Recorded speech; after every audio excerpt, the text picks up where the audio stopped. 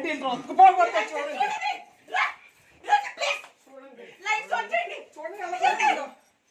పెళ్లి చేసుకుని దీని నుంచి రండి. ఇదే కూతురు అండి కూతురు చూడండి మీడియా వితౌట్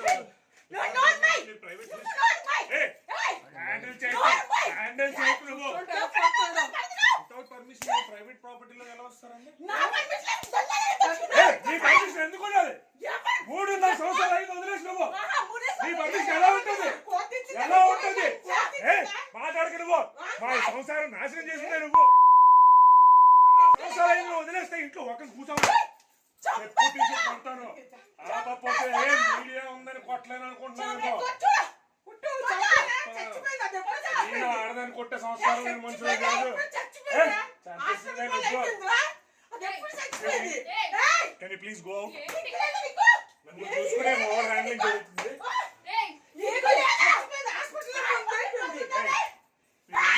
బయటకు వెళ్ళి పోలీసులు తెచ్చుకుంటారా ఏం తెచ్చుకుంటారో తెచ్చుకోండి. బయటకు వెళ్ళండి. Media, please go. This is my private space and you have no permission to come. You have no permission to come. And next one telusu.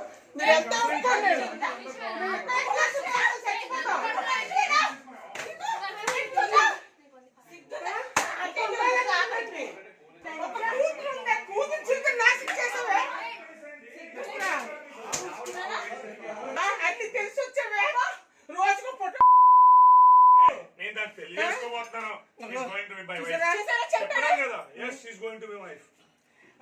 ఈ డైవర్స్ అవ్వకుండా పెళ్లి చేసుకుని ఉంటానండి. నీ కోర్టులో ఉండొచ్చే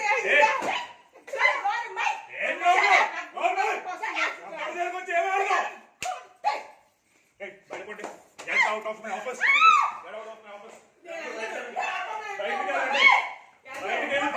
Police come along with the policeman. Understand? No man handling. All you're doing is crime. Understand?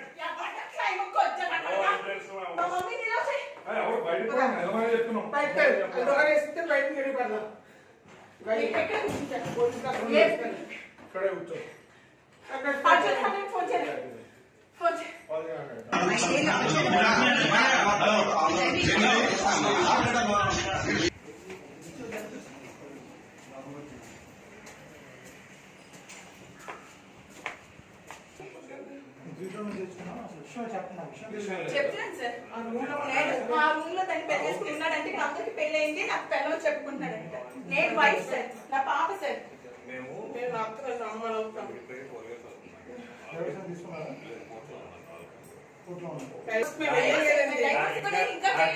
చంపేస్తున్నాడండి. రోజు కొట్టి చంపేస్తున్నాడని రోజు ఒక అమ్మాయి వచ్చి కావాలి.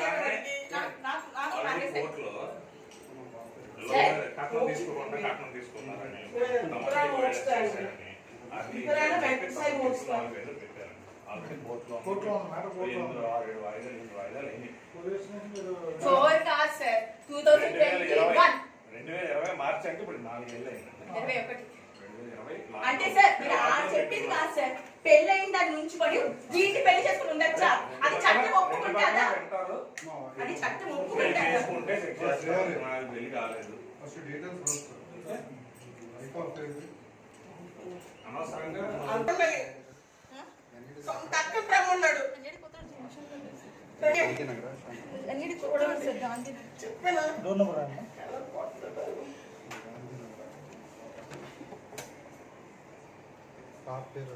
వదిలేస్తే నేను మా డబ్బులతో ఏమైనా నా కూతురిని పోషించానండి.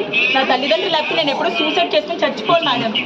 ఎప్పుడూ సూసైడ్ చేసుకుని చచ్చిపోను. నా తల్లిదండ్రులు నన్ను పోషించకపోతే వాళ్ళు కూడా నువ్వు లవ్ మ్యారేజ్ చేసుకున్నావు కదా అని వదిలేసి ఉంటే నా పరిస్థితి, నా పాప పరిస్థితి చెప్పండి మేడం. వాడు ఇచ్చే డబ్బుల కోసం అంటే వాడి దగ్గర ఏం ఇవ్వనండి మేడం. నన్ను కోర్టులు అడుగుతారు కదా, కంపెన్సేషన్ అడుగుతారు కదా సార్, మెయింటెనెన్స్ అడుగుతారు కదా. టీవీసీలో అడిగే కంపెన్సేషన్ ఎంత కావాలి చెప్పండి అమ్మా అని. ఎవరు తీసుకోలేదు మేడం కంపెన్సేషన్. అడిగినంత మాత్రం ఇచ్చేసాడా మేడం? దొంగలు కదా మరి, బయటికి రాదు తొందరగా.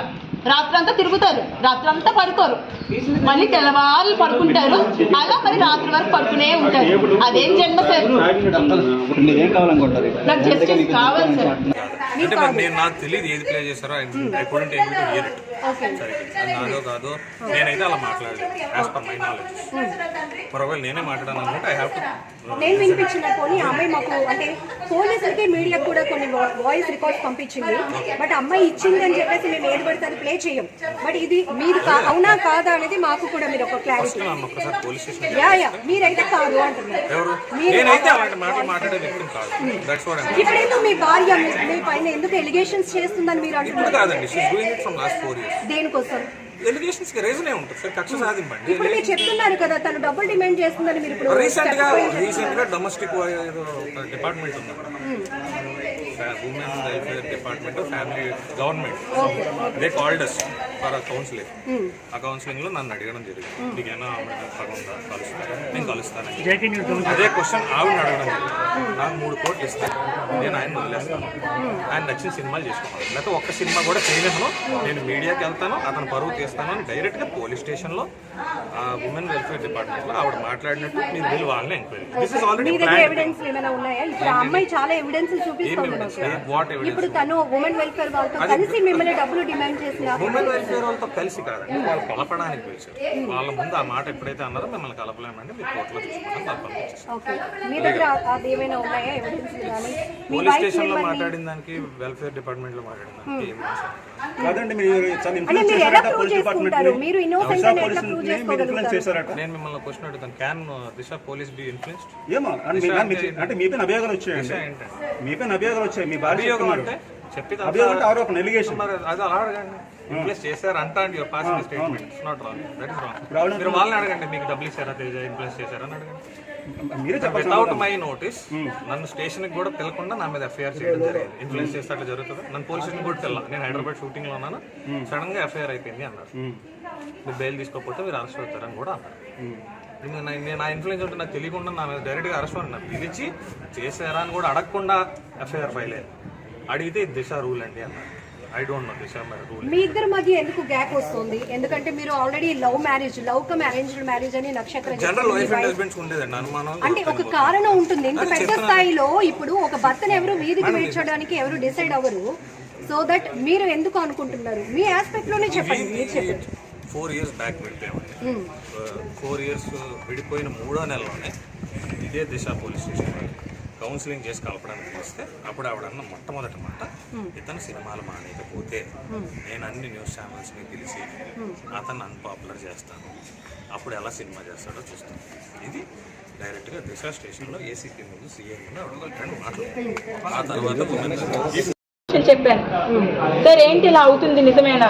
ఊరుకున్నామ్మా మీ ఆయన అలాగే మాట్లాడతాడని చెప్పాడు ఆయన పూర్ణగా ఎలా రియాక్ట్ అయ్యారు ఈ విషయంలో అడగడం లేదు సార్ అడగలేదు పూర్ణ వరకు ఆ విషయం ఏంటో లేదో నాకు తెలియదు పూర్ణ నన్ను రమ్మని చెప్పిందని చెప్పి నాతో డైరెక్ట్ చెప్పాడు సినిమాకు సంబంధించిన ఇష్టం అలా చేయొచ్చు కదా వైఫ్ కానప్పుడు అలా చేయకూడదు కదా అవి మీడియాలో ఉన్నాయి కదా మేడం షీజ్ మై వైఫ్ అని పరిచయం చేశాడు అందరికీ ఎక్కడ అకామిడేషన్ ఏంటి సార్ ఆఫీస్ రూమ్ కి సంబంధించిన ఏమి ఉన్నాయి అక్క చెప్పండి ఆఫీస్ సంబంధించి ఇప్పుడు ఒక మీడియా ఆఫీస్ అనుకోండి 4 కెమెరాలు 4 మైకులు ఒక జర్నలిస్ట్ ఉంటారు మరి అది ఏ ఆఫీస్ అని ఉన్నదండి ఆఫీస్ అది చెప్పండి